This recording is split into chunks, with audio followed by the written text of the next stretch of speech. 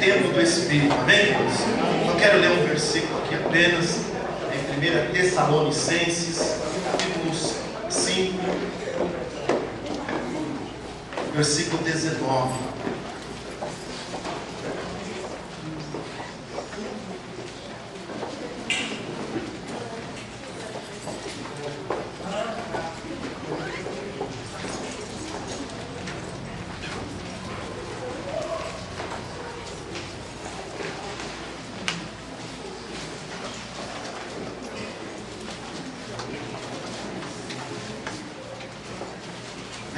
Está muito fácil, né? Apenas um versículo. Diz assim a palavra do Senhor: não extingais o Espírito. Amém? Vamos repetir? Não extingais o Espírito. Amém. Pode se sentar, irmãos. Louva a Deus, porque no início deste culto nós ouvimos um louvor dizendo que o fogo de Deus torna-nos mais confiantes. O fogo de Deus é gerado em nossas vidas, onde nós temos intensidades para buscar a presença do Senhor, para buscar o poder de Deus. O poder de Deus é importante na vida do crente, é buscar a plenitude do Espírito Santo. E quando diz não extingais o Espírito, podemos traduzir: não apague o fogo. Que fogo? Não é um fogo comum, não é um fogo que queima, não, é um fogo do Espírito. É aquele fogo que Moisés viu, a sarça, uma planta rasteira que existe lá no deserto. Ele viu aquela sarça e viu aquele fogo, mas não queimava. Era uma lâmpada, como luz neon. Então nós vemos que Moisés, ele contemplou. Foi onde Deus falou: tira as sandálias dos teus pés, porque o lugar que você pisa, santo és. Então nós vemos que o nosso Deus, Ele é o fogo. Ele é fogo nas nossas vidas, porque Ele quer ver o povo de Deus sarado, curado, liberto, curado das emoções, curado no físico, curado na mente. O fogo de Deus é para ver o povo de Deus alegre, sentindo a presença do Espírito de Deus. Eu quero dizer nesta noite quanto é importante nós termos fogo. Você não pode deixar apagar esse fogo. Não pode apagar o pavio que fumega, ou seja, o pavio tem que continuar aceso. Nós vemos que uma brasa fora do braseiro se apaga. É importante estarmos juntos na comunhão com Cristo e na comunhão horizontal com os irmãos. É muito importante isso, porque isso nós estamos sendo aperfeiçoados para irmos para o céu. E eu sei que o Senhor quer levar crentes aqui cheios da unção de Deus, e quer usar neste tempo e nesta geração crentes cheios da unção e da plenitude do Espírito. Por isso é uma advertência. O apóstolo Paulo escreve: não extingais, não apague o Espírito nas vossas vidas, não apague o fogo de Deus nas vossas vidas. E nós vemos que há alguns sinais de pessoas que está faltando a unção. A unção na vida do crente é importantíssima. E o fogo é a unção. Quando falamos de unção, falamos de óleo. Óleo fala do quê? Óleo fala de alimento. Nós precisamos da presença de Deus, precisamos da palavra, precisamos do alimento. Também fala do que é de cura. Óleo fala de cura. As ovelhas, quando tinham problemas nas orelhas, era colocado o que? Óleo. Para quê? Para curar. E nós somos o que? Ovelha. E se você é ovelha, o óleo do Senhor hoje quer tocar na tua vida para você ser curado em nome de Jesus. Amém, queridos? Glória a Deus. E também o óleo representa a unção também. O que é a unção? É o poder de Deus na vida do crente. O crente que tem a unção de Deus, ele não vive no natural, ele vive no espiritual. Ele tem atitudes em que nós vemos o sobrenatural atuar. Como é importante isso. E eu quero dizer para você alguns sinais que está faltando a unção na vida do crente. Existem alguns sinais, algumas consequências em que o fogo de Deus apagou na vida de algumas pessoas, ou que está apagando. É horrível, porque de fato é um esfriamento espiritual. A pessoa se torna distante de Deus, e ela começa a ficar mais aliada do pecado. O pecado começa a enredar, levar ela para realmente conduzir ela, dominar ela. E nós fomos livres, Se o Senhor nos fez livre, o pecado não pode nos dominar. E quem está cheio do fogo, o pecado não domina. Então é necessário você ter uma vida intensa diante do Senhor, cheio do Espírito Santo. O outro sinal é que a pessoa se torna como se morta, né? Como o Cezinho fala às vezes, né? Defunto ambulante, né? Não quero ofender ninguém aqui, mas estou realmente explicando. E às vezes a pessoa está na casa do Senhor, mas está longe de Deus. Precisa voltar ao primeiro amor, precisa tomar uma posição. Um outro sinal também é que a pessoa fica relaxada espiritualmente. A pessoa fica acomodada espiritualmente, não quer trabalhar para o Senhor. O trabalho do Senhor se torna pesado, árduo, e tem que fazer aquilo, tem que fazer, né, algo para o pastor, para o líder, passa a ser um peso. Mas eu quero dizer para você, Deus quer marcar hoje a tua vida com a unção, porque Ele não quer ver você acomodado e nem relaxado. Amém? Glória a Deus. Porque eu creio que o Senhor não quer que você viva um sufocamento espiritual. Sufocamento é quando você vai deixando se esfriar e as coisas vão penetrando no coração. Eu quero dizer para você que algo também que acontece quando o fogo está apagando é a visão espiritual. A pessoa perde a visão espiritual. Ela perde o discernimento da palavra, está falando com ela e ela não consegue compreender. Ela perde, quando ela está sem a unção, ela perde essa compreensão espiritual. Nós vemos o próprio Sansão. Ele era um homem dotado da presença de Deus em circunstâncias da vida em que ele tinha que defender o povo de Deus. Nós vimos que o Espírito tomava ele, o Espírito de Deus tomava ele, e ele matava 1000 homens com uma queixada de burro. Ele simplesmente pegava o leão e rasgava o leão no meio, por causa da unção. A unção é algo sobrenatural, não é o natural. O natural nós vivemos dia a dia, olhamos o natural, mas o crente espiritual, ele aprende a viver o sobrenatural. Ele crê em milagres, ele crê no sobrenatural de Deus. Ele sabe que Deus pode mover umas circunstâncias, ainda que a porta esteja fechada, Deus pode abrir porta. E se não tiver porta, Ele realmente abre porta onde não tem. Amém, queridos? Glória a Deus.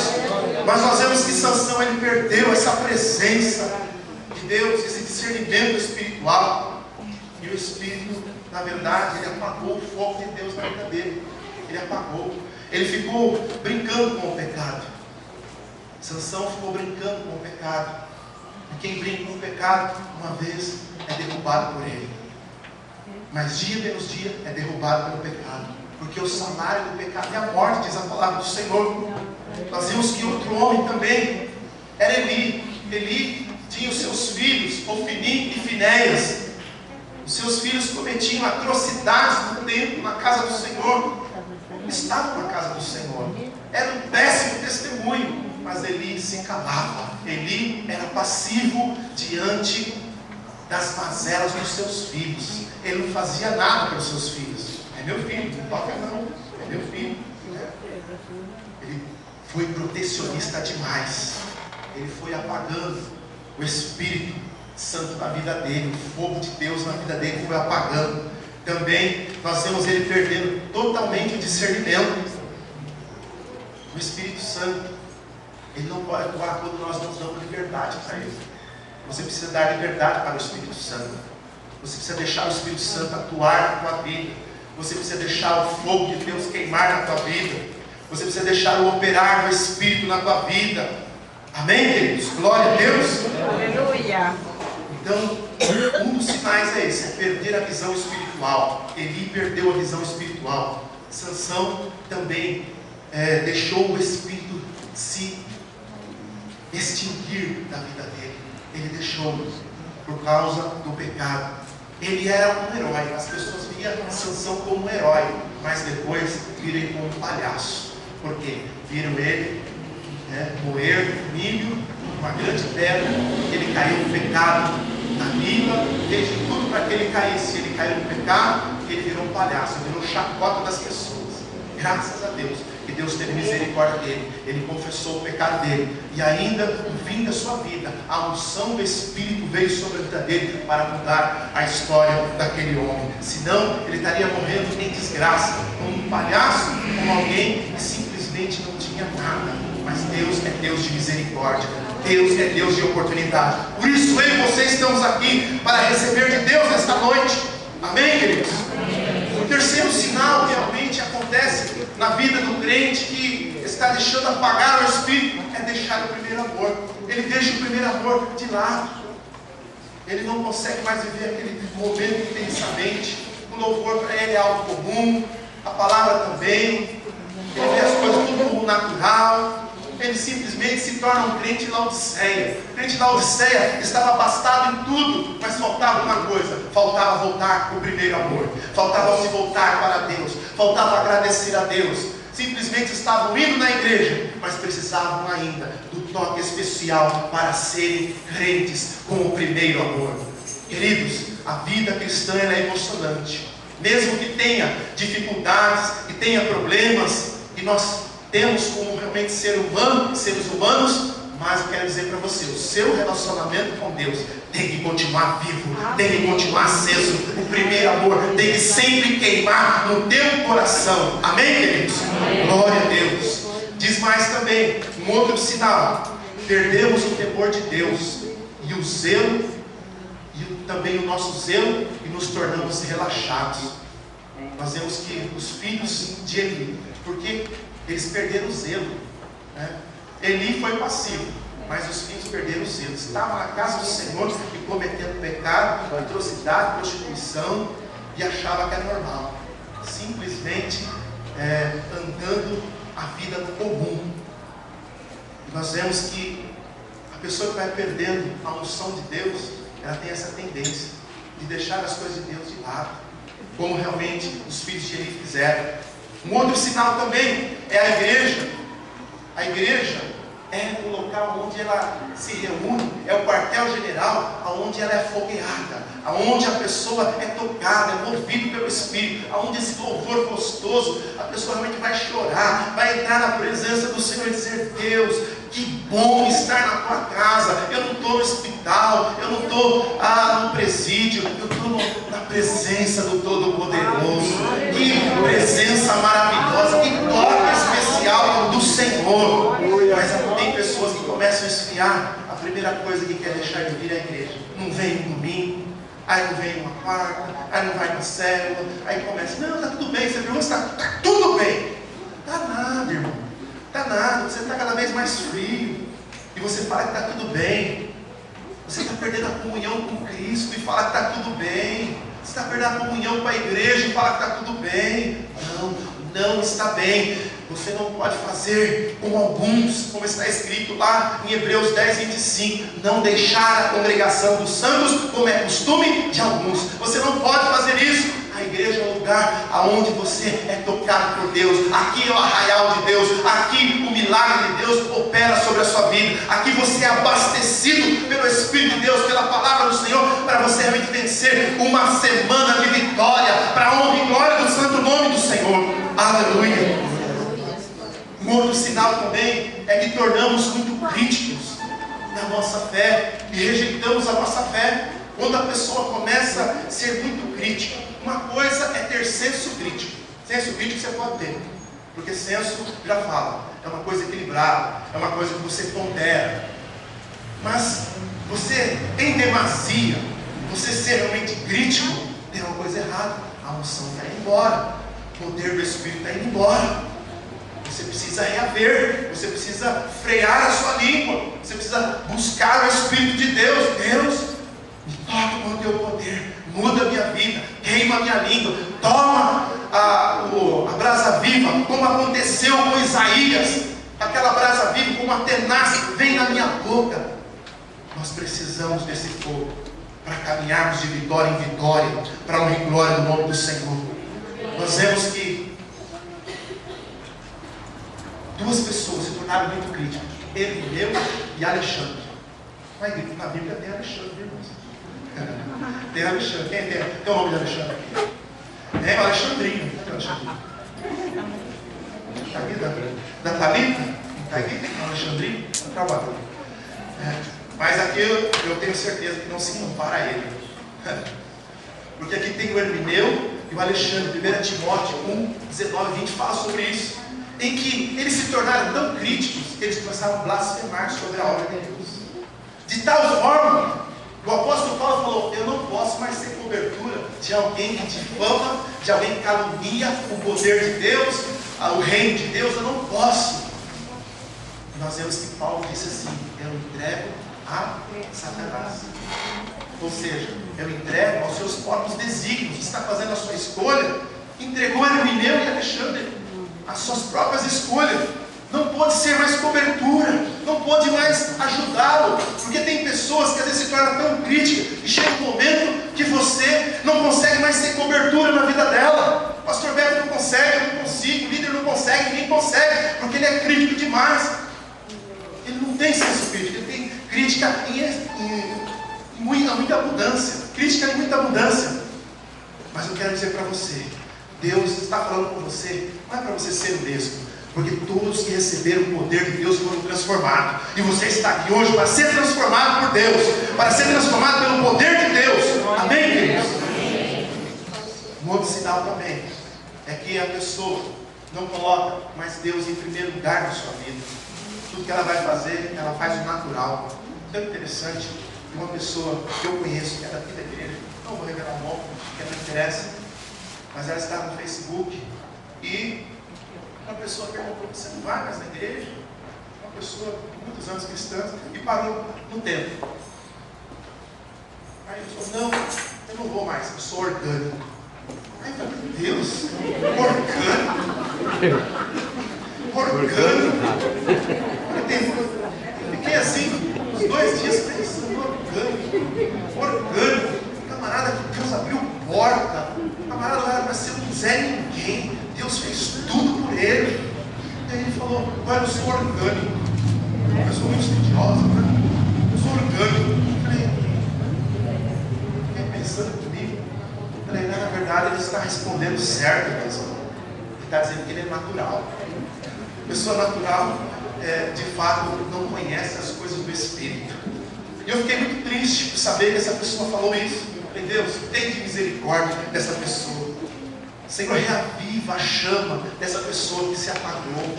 Irmãos, pensa que a gente fica alegre com pessoas que param meio do caminho. Nem eu, nem o pastor Beto, ninguém fica alegre aqui na igreja, não. A igreja tem problemas, tem dificuldades, mas nós estamos juntos aqui, choramos juntos, né? Às vezes temos ideias diferentes, mas estamos aqui. É importante, né? Se a minha ideia não for mais interessante, não tem problema.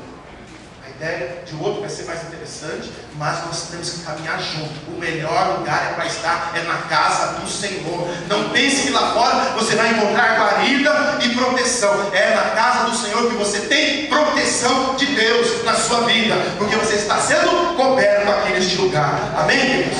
Glória a Deus. Então nós vemos que a pessoa que não coloca Deus em primeiro lugar, ela começa a ser muito amiga do mundo. Ela começa a dizer: não tem nada a ver, pastor. Nada a ver, isso é para quem é fanático. Ela começa a ser amigo do mundo, e quem é amigo do mundo é inimigo de Deus. Então, agora, amigo do mundo, o que é? Amigo do sistema, amigo do sistema do pecado. Não, do mundo tem diversas formas a gente entender. O globo terrestre é o mundo, né? Mas o sistema do pecado também é o mundo que nós dizemos aqui espiritualmente. Tem pessoas que começa a ser amigo do mundo. O mundo pode oferecer algumas coisas que é atrativo para você, e você sabe que não agrada o coração de Deus. Então isso é um sinal que você também está deixando esfriar o Espírito de Deus na tua vida. Você precisa reagir, você precisa se levantar. Deus precisa avivar a tua vida. E eu quero falar aqui de 3 níveis de unção. 3 níveis de unção, para que você entenda um pouquinho. E eu vou realmente aqui figurar no auxiliar do profeta Eliseu. 2 Reis, você pode abrir comigo.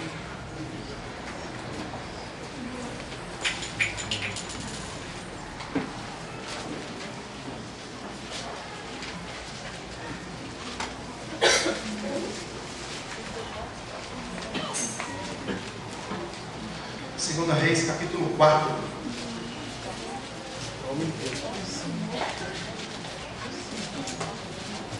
Versículo 29.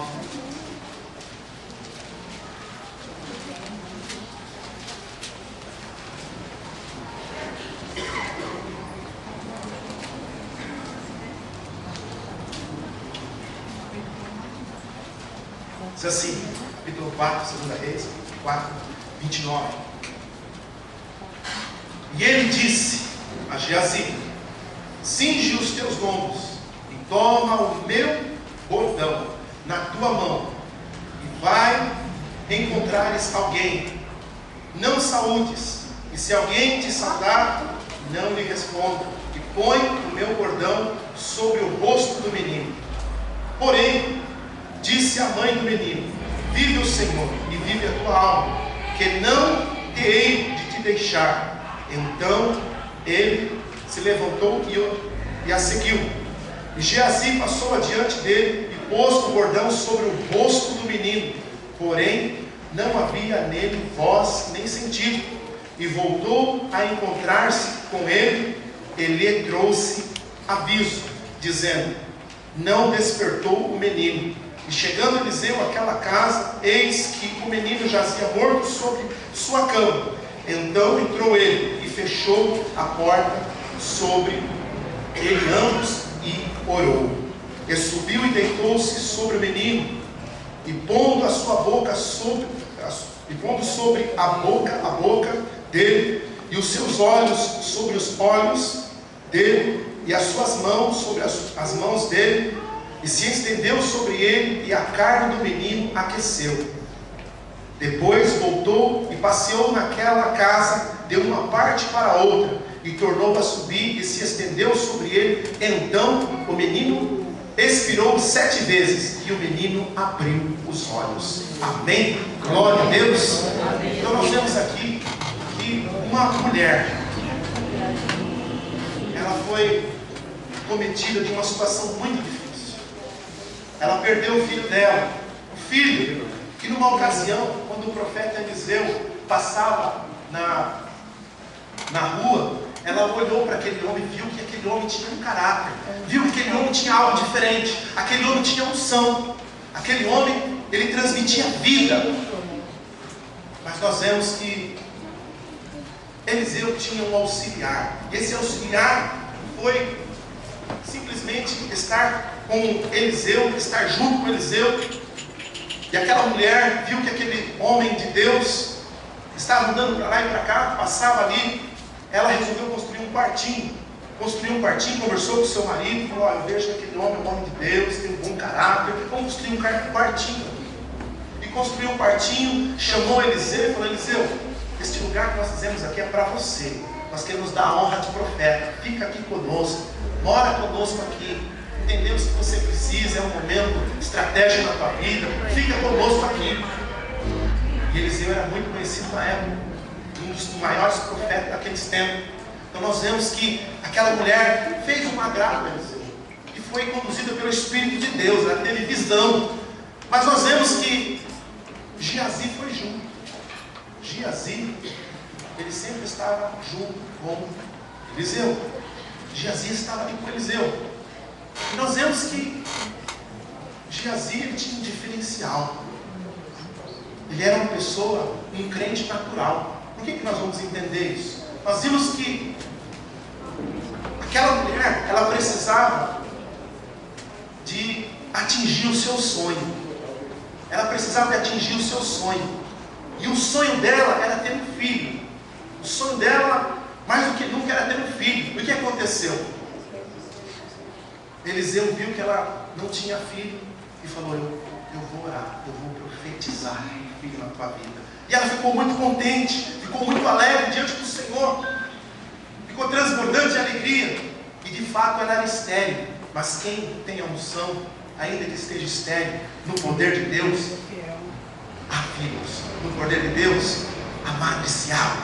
Oh, aleluia! E nós vemos que aconteceu isso na vida desta mulher. Só que esse menino, ela teve esse presente de Deus, ele cresceu, ele se tornou um jovem, e um dia ele estava lá na lavoura, Ele estava na lavoura. E lá na lavoura ele começou a passar mal. E ele veio, né, passando mal. E na sua casa ali, ele acabou morrendo, falecendo. E aquela mulher ficou muito angustiada. Ela ficou muito angustiada que ela foi atrás do profeta. Ela foi atrás do profeta e disse: o Senhor me deu, né? Eu não aceito mentir. O Senhor me deu, vai fazer reviver, vai fazer ressuscitar. É aquela mulher que disse que vai tudo bem na vida dela. Ela simplesmente, Geazi perguntou no meio do caminho para ela como que vai. Ela falou: vai tudo bem. Não era a pessoa certa para falar. Geazi não era a pessoa certa para falar aquele problema. Ela deixou o seu filho lá no quarto. E nós vemos que aqui está a ordem do profeta Eliseu, um dos maiores profetas do Antigo Testamento. Falou: ó, toma o meu bordão. Às vezes a gente pode usar o instrumento de alguém que tem autoridade. Eliseu, quando ele falava uma coisa, era aquilo e acabou. Quando Eliseu falava, era aquilo e acabou. Mas é tão interessante que não aconteceu o que Eliseu falou. Nós vemos que Geazi pegou o bordão e foi lá e colocou sobre o rosto do menino. E o que aconteceu? Nada. E ele ficou apavorado. E ele realmente acabou voltando e falou: Eliseu, não aconteceu nada. Eliseu, não aconteceu nada. Aí Eliseu foi lá e deitou sobre o menino, né? Rosto com rosto, nariz com nariz, olho com olho, mão com mão. E ele se aqueceu com aquele corpo. Nós vimos que ele entrou no quarto sozinho, né? Ele entrou sozinho. O crente natural às vezes nem participa do milagre, né? E nós vemos que Geazi era tão natural. Por quê? Ele poderia usar instrumento. Nós vemos que na época do apóstolo Paulo, se levava até o lenço de Paulo para algumas pessoas e eram curadas. Mas por que não aconteceu com Geazi? Era um instrumento, mas estava na mão errada. Era um instrumento que poderia trazer ressurreição, mas estava na mão errada. Geazi, na verdade, era um crente natural. Ele era uma pessoa que estava à sombra do profeta Eliseu. Aonde Eliseu ia, ele estava à sombra. Mas era uma pessoa que faltava ter experiência com Deus. Ele poderia estar com um bordão, com um cajado, mas o que faltava era a unção. Você sabe por que ele não ressuscitou? Porque faltou unção. A unção é intransferível. A unção, ela precisa ser pessoal. Cada um tem que buscar, tem que pagar o preço de realmente clamar, de orar, de falar: Deus, eu preciso de Ti, eu quero a Tua unção, eu desejo a Tua unção, eu quero o Teu poder, eu quero ser cheio da Tua glória. Mas nós vemos que Geazi estava com outros interesses. Ele estava simplesmente sendo um auxiliar ali, mas ele precisava de experiência com Deus. Ele realmente pegou aquele bordão e nada aconteceu, porque lhe faltou unção. A unção é que faz a diferença, queridos. A unção é poder de Deus. A unção é o sobrenatural que acontece. A unção vem e transforma. A unção vem e ressuscita. A unção vem e cura o enfermo. A unção muda a história. A unção transforma. A unção dá vida. Aleluia. Mas nós vemos que Geazi aqui não pôde fazer nada disso. E nós vemos que tem outros retratos aqui de Geazi. Geazi, ele estava na sombra de Eliseu. Ninguém cresce na sombra de ninguém. Você pode estar do meu lado, ser muito amigo meu, pastor Pedro, quem for, mas eu quero dizer, você precisa da sua experiência com Deus. Você precisa buscar a presença de Deus. Você precisa ter a unção que é intransferível, a unção que você busca e fala: Senhor, usa a minha vida lá na célula, aonde eu estiver, usa a minha vida. Louvado seja o nome do Senhor. Mas nós vemos que Geazi não tinha essa unção. Ele era um crente natural, que estava ali todo momento, mas era um crente natural. De tal forma, queridos, porque quando nós vemos aqui também no capítulo 5, nós vemos aqui mais uma vez Geazi. No capítulo 5, nós vemos que Eliseu estava em Dotã, e naquele momento ali, foi cercado pelos inimigos. Era um momento de guerra. E nós vemos que Dotã foi cercada de inimigos. De tal forma, quando Geazi viu, ele olhou assim, temeu. Ele realmente se apavorou. Ele ficou com muito medo, porque ele sabia que o exército era muito numeroso. Só que Eliseu, praticamente um homem cheio da unção, falou: fique tranquilo, porque maior é o que está conosco. Aleluia. conosco são muito mais. Nós vemos que em Dotã, Geazi mais uma vez não teve, sabe o que? Visão espiritual. O crente natural, o crente que não busca a unção de Deus, ele não tem visão espiritual, ele não tem discernimento espiritual, ele simplesmente olha e não consegue enxergar o que Deus tem, o que Deus está fazendo. Olha aqui no versículo 17, capítulo 6, 17. Olha só o que está escrito aqui. E orou Eliseu e disse: Senhor, peço-te que abra os olhos para que veja. E o Senhor abriu os olhos do moço e viu. E eis que o monte estava cheio de cavalos e carros de fogo em redor de Eliseu. Ou seja, Geazi não conseguiu ver nada, ele ficou totalmente apavorado. Mas Eliseu falou: eu vou interceder para que Deus abra os teus olhos, e você vai ver o quanto nós fomos protegidos pelo exército celestial. Foi aqui que Eliseu orou e os olhos dele se abriram. Então ele não tinha visão espiritual. Teve que haver uma intercessão, teve que haver um clamor de Eliseu para que ele visse. Ora, se ele estava há tanto tempo com o profeta, era para ele realmente já ter experimentado algo da parte do Senhor. Era para ter experimentado, mas nós vemos que ele não experimentou. Em situações que era para ele realmente sobressair espiritualmente, era a oportunidade dele sobressair espiritualmente, nós vemos que ele simplesmente não tinha visão espiritual. Ele era uma pessoa que usou o instrumento afiado, a ferramenta afiada, mas não tinha unção. Então Geazi, ele era um crente natural. E nós vemos também na questão de Naamã. Naamã era um homem, uma patente muito elevada no exército sírio, um general, e tinha lepra. Falou para ele, falou: vai lá na terra de Israel, tem um profeta, ele vai realmente dar uma palavra, você vai ser curado. Ele resolveu ir, pediu licença para os seus chefes superiores, e ele foi lá para Israel. E quando chegou a Israel, não foi atendido por Eliseu, não foi atendido. Eliseu simplesmente falou assim: vai lá e mergulha 7 vezes no Jordão e você vai ser curado. E ele ficou muito indignado e foi lá para o Rio Jordão. E ele, chegando lá no Rio Jordão, ele falou: nossa, lá na Síria tem rios mais límpidos, tem rios mais transparentes. Por que ele me fez vir aqui mergulhar nesse rio sujo que é o Jordão? Para que isso? Graças a Deus, teve um servo dele que teve visão. Um servo dele falou assim: olha, não é melhor você mergulhar 7 vezes e ficar limpo do que você voltar com essa lepra? Ele pensou: é verdade. Resolveu mergulhar. Mergulhou 7 vezes lá e saiu limpo, a sua pele como uma pele de bebê. Ele foi totalmente curado da sua lepra. Mas nós vemos que Geazi olhou toda essa situação. Ele viu, ele dava realmente o recado, a mensagem. Mas nós vemos que esse auxiliar, ele não cresceu. Naamã ficou muito feliz. Voltou até o profeta. Dessa vez o profeta recebeu a sua comitiva. Voltou até o profeta e falou: eu quero te agradecer, eu tenho aqui bens, eu tenho aqui prata, eu quero te dar, Eliseu.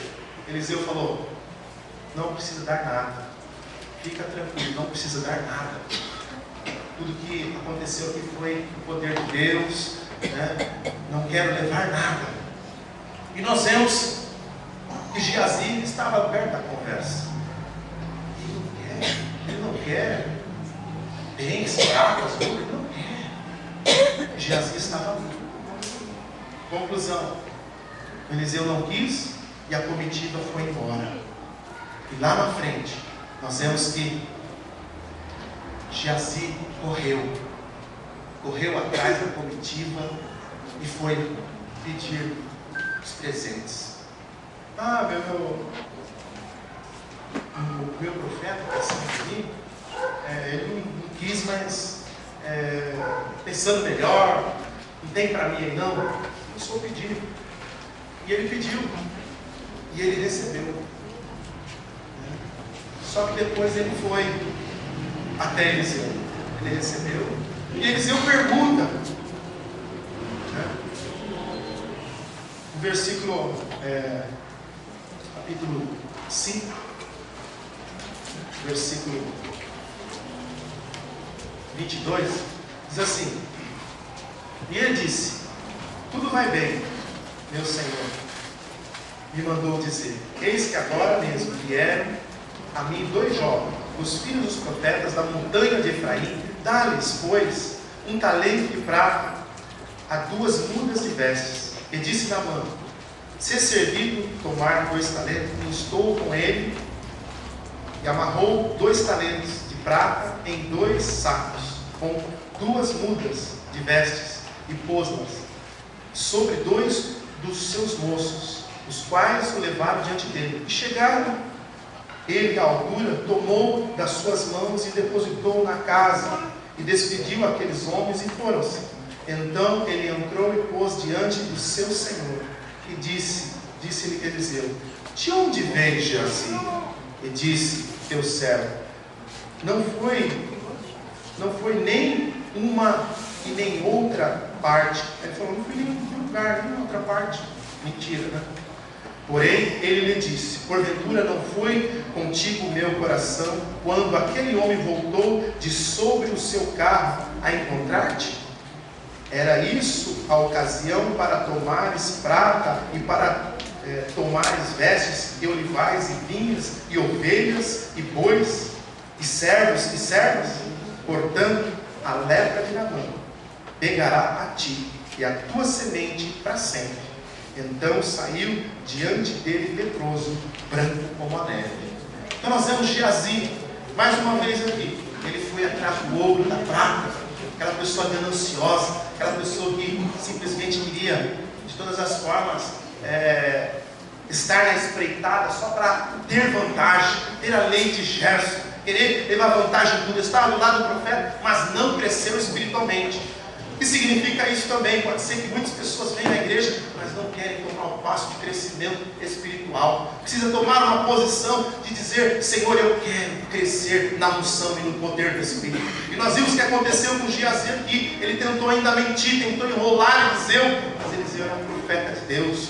E nós vemos que por causa da ganância dele, a lepra veio sobre ele. Esse é o resultado do pecado. Esse é o resultado da pessoa que vai se esfriando espiritualmente. É o resultado. A lepra significa pecado. A pessoa vai ser levada pelo pecado e vai estar longe de Deus. Então nós vimos aqui em 3 ocasiões que este homem era para ser o diferencial. Pelo fato de estar do lado do profeta, era para ser um discípulo do profeta, era para ser até mesmo melhor que o profeta. Mas ele realmente sempre foi um crente natural. Sempre nas horas que era para realmente ter a oportunidade para usar a unção de Deus, ele não tinha. Ou seja, o seu machado não estava afiado, a sua vida não estava no altar. Como consequência disso, nós vimos que ele viveu naturalmente. Nós vimos que até mesmo os milagres que aconteceu longe das vistas dele, porque não poderia participar do milagre. O incrédulo não pode participar do milagre. Nós vemos que tem pessoas que são marcadas pela incredulidade e vão deixando a incredulidade crescer e vai sufocando o Espírito de Deus na sua vida. O Espírito de Deus não pode operar porque você tem dúvida. O Espírito Santo não pode agir porque você se fecha. Mas em nome de Jesus, não extingai o Espírito de Deus. Renova a tua vida hoje, porque Deus tem um grande avivamento para a tua vida. Como que realmente nós conquistamos a unção, queridos? A unção se conquista através da oração. Um dos maiores fundamentos da fé é a oração. Nós temos que orar, buscar a presença do Espírito de Deus para o nosso crescimento espiritual. Temos que mergulhar na palavra. A unção e a palavra caminham juntos, e nós temos que abraçar a unção e a palavra, o poder e a palavra, o fogo e a palavra. Temos que estar juntos, unidos no poder do Espírito, para sermos diferenciais nesse tempo e nesta geração. A unção faz as coisas acontecer, as coisas sobrenaturais. A unção nos capacita, nos dá poder, dá autoridade para você pregar com intrepidez de espírito. A unção, ela realmente renova a nossa vida, ela cura enfermidades, ela realmente muda a história. Talvez você venha realmente às vezes abatido na casa do Senhor, mas quando você recebe uma carga do poder de Deus, você realmente é renovado, você é avivado pelo Espírito de Deus. Não podemos ter atitudes como Geazi, uma pessoa que foi ficando cada vez mais distante de Deus, vendo o profeta agir, vendo que o profeta fazia o sobrenatural. Tudo que o profeta fez foi no sobrenatural, porque era um homem que pagava o preço. A unção tem que pagar o preço. A unção, nós temos que buscar a presença de Deus. Podemos fazer a obra do Senhor somente com a unção de Deus. Oh, aleluia. Eu quero dizer para você, o que é a unção?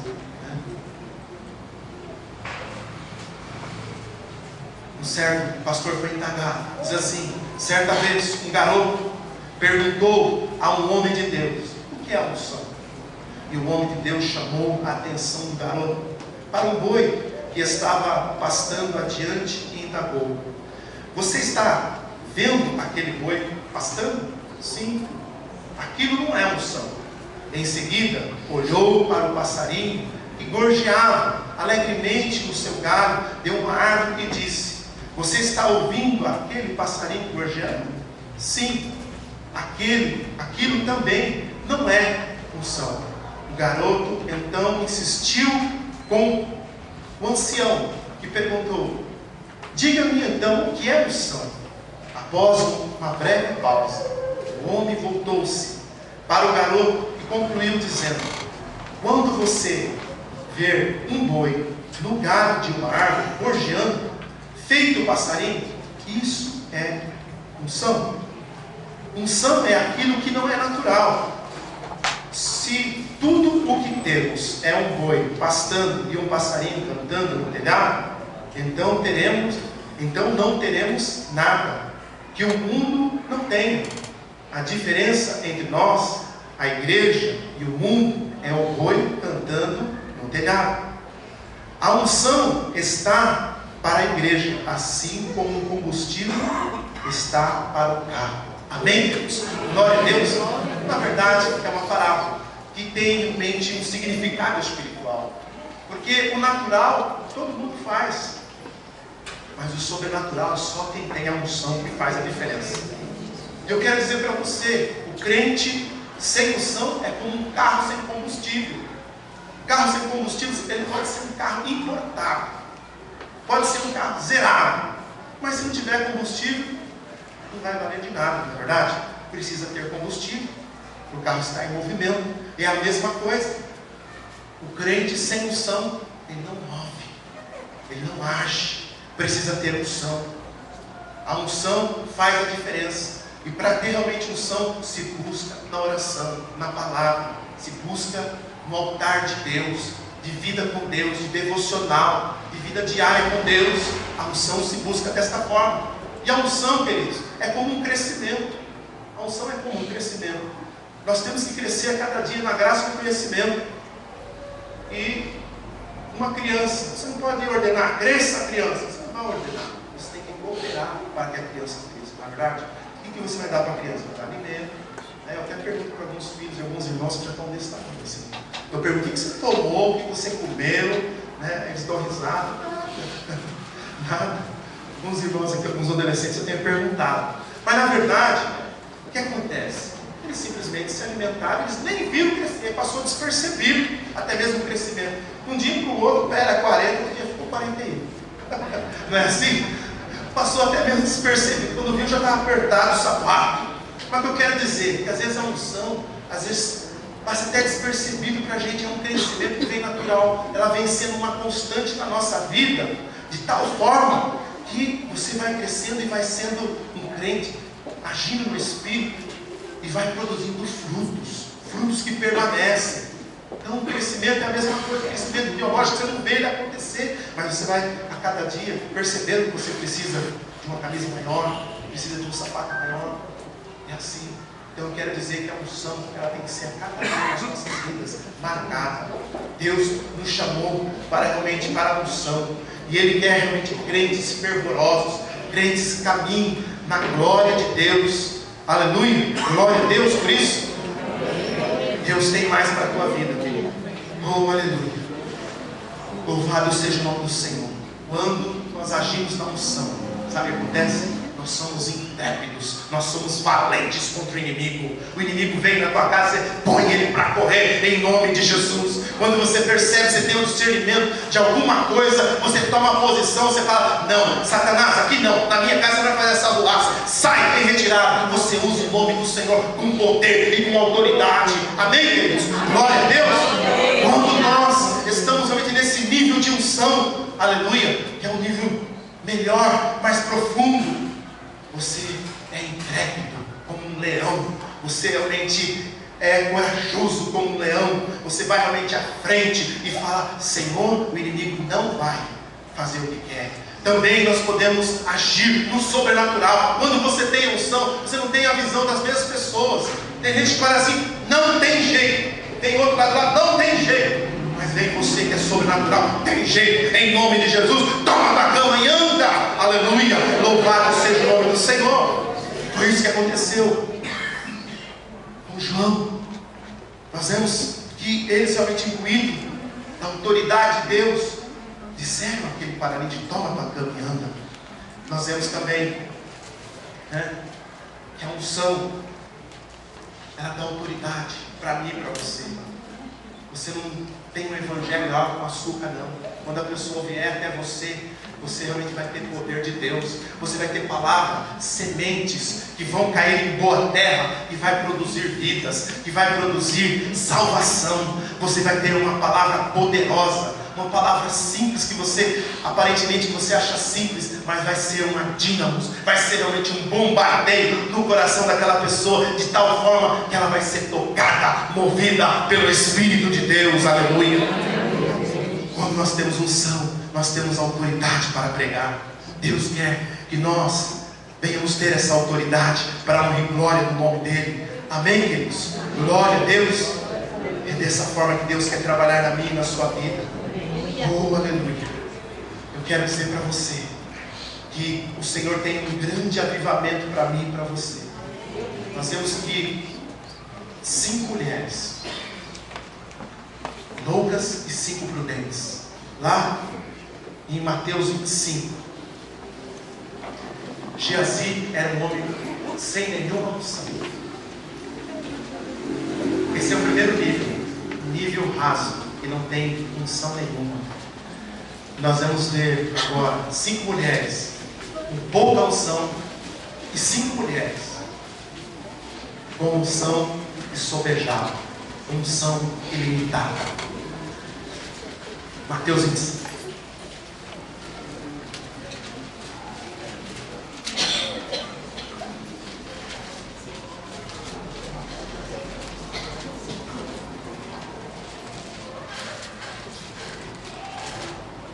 Diz assim a palavra do Senhor: então o reino dos céus será semelhante a 10 virgens que, tomando as suas lâmpadas, saíram em encontro do esposo.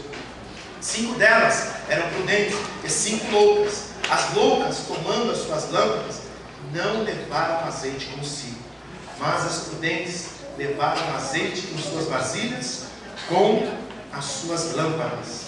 E tardando o esposo, tosquenejando todas e adormeceram. Mas à meia-noite ouviu-se um clamor: aí vem o esposo. Saí-lhe ao encontro. Então todas aquelas virgens levantaram e prepararam as suas lâmpadas. E as loucas disseram às prudentes: dai-nos do vosso azeite, porque as nossas lâmpadas se apagam. Mas as prudentes responderam, dizendo: não seja caso que nos falte a nós e a vós. Ide antes aos que vendem e comprai para vós. E tendo elas ido comprá-lo, chegou o esposo, e as que estavam preparadas entraram com ele para as bodas, e fechou-se a porta. E depois chegaram também as outras virgens, dizendo: Senhor, Senhor, abre-nos a porta. E ele respondendo disse: em verdade vos digo que vos não conheço. Vigiai, pois, porque não sabeis o dia nem a hora em que o Filho do Homem há de vir. Então nós vemos aqui, queridos, 5 mulheres que tinham pouca unção. Geazi não tinha nem unção, crente natural, crente que não foi impactado, mas aqui as 5 mulheres aqui, loucas, tinham pouca unção. E aqui, na verdade, é um sermão profético de algo que vai acontecer. Como é importante nós buscarmos a unção e sermos um crente cheio do Espírito Santo de Deus, cheio do fogo de Deus, marcado pela presença de Deus. Como é importante, porque essas mulheres, na verdade, todas elas estavam com as suas lamparinas, que tinham com óleo, estavam acesas, sim, todas estavam. E elas faziam as mesmas coisas, tanto é que dormiram também nos mesmos instantes, fazendo as mesmas coisas, se vestindo, caminhando, tudo estava realmente igual, aparentemente. As 5 loucas não estavam preocupadas em encher as vasilhas, mas nós vemos que as prudentes, além da sua lamparina que estava acesa, que tinha realmente o óleo, que é a presença do Espírito Santo na vida do crente, elas tinham também vasilhas, exatamente para que realmente não fosse pega de surpresas. Tem pessoas que querem ficar somente com pouca unção, um pouquinho só tá bom. Mas nós vemos aqui que essas 5 mulheres aqui, por causa dessa pouca unção, elas não entraram para o gozo do seu Senhor. Elas estavam despreparadas, de tal forma, quando elas estavam perto da meia-noite, quase às 0 horas, elas falaram: nós precisamos de mais óleo, porque a nossa lâmpada está apagando. Elas se despertaram e ficaram realmente totalmente atônitas, ficaram apavoradas, e pediu emprestada das 5 prudentes. Só que tem uma coisa: unção não se empresta, unção se compra. Por que fala compra? Porque tem um preço. Só que à meia-noite, onde você vai achar algo a pé? Onde você vai achar alguém que vende a unção? Na verdade, não é simplesmente para comprar por dinheiro. Não quer dizer isso. O que quer dizer é que a unção tem preço.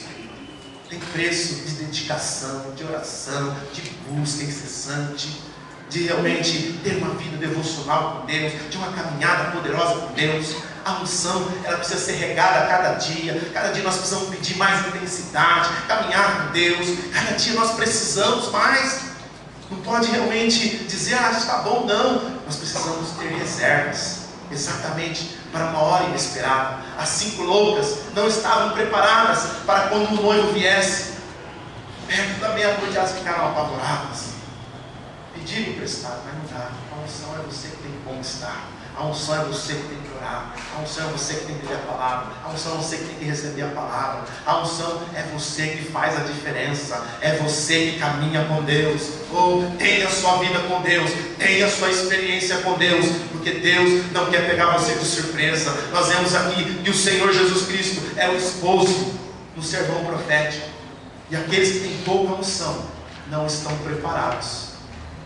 Foi isso que realmente a parábola das 10 virgens está dizendo. Aqueles que têm pouca unção não estão preparados sobre ele. Estão realmente no raso. Mas as 5 prudentes, nós vemos que elas estavam com vasilhas. Oh, aleluia! Estavam com vasilhas. E elas disseram: nós não podemos emprestar. E o esposo veio. E o noivo veio. É uma figura do que vai acontecer de fato. Tem muitas pessoas na igreja que estão dormindo, como essas 5 loucas. Estão dormindo o sono da ignorância. Não querem buscar da apatia. Estão dormindo o sono da letargia. Não estão reagindo. Não estão tomando posição. Estão se esquecendo. Estão deixando o espírito se extinguir. Estão deixando o fogo se apagar. Não quer buscar mais o azeite. O fogo caindo aqui. E é a pessoa distante. Você precisa entrar no fogo do Espírito. Você precisa ter um grande avivamento. Não existe avivamento sem transformação de vida. Um dia o esposo vai vir e você precisa estar preparado. Você precisa ter as suas vasilhas cheias. Você precisa estar preparado diante do Senhor. Porque Ele vai vir e vai vir buscar a sua igreja.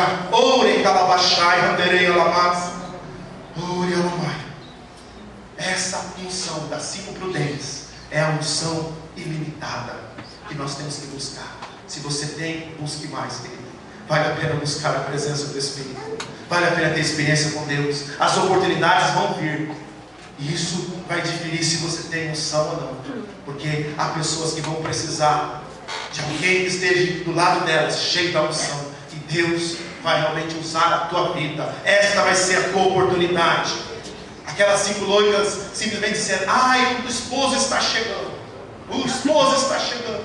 Tinha um pouco de azeite. As suas lamparinas apagando. E não deu tempo. Não deu tempo. O noivo as levaram. E levou simplesmente as 5 prudentes. Então eu quero dizer para você: há um preço. A unção é pessoal e transparente. Não dá para me emprestar para você. Não dá para o pastor Beto emprestar. Não dá para ninguém emprestar para você. Você tem que buscar a presença do Espírito de Deus. E Deus tem muito a fazer na minha e na sua vida através da oração. Oh, aleluia. Não deixe para a última hora, porque pode ser tarde demais. Vamos buscar o avivamento do Senhor, porque o avivamento é um despertar do Espírito Santo de Deus nas nossas vidas. Avivamento é acompanhado de unção. A unção muda, transforma. E sabe o que gera o avivamento? Gera obediência, gera temor, gera fé, gera amor de Deus nos corações. Essa é uma característica do avivamento, para mudar a minha e a sua vida, para a honra e glória do nome do Senhor. Oh, aleluia. Deus quer transformar a tua vida. Deus quer levantar a tua vida. Quer despertar daquilo que está parado, daquilo que precisa movimentar, daquilo que precisa agir. Deus quer te levantar nesta noite. Fique de pé nesse momento. Oh, aleluia. Glórias ao nome do Senhor. Glória a Deus.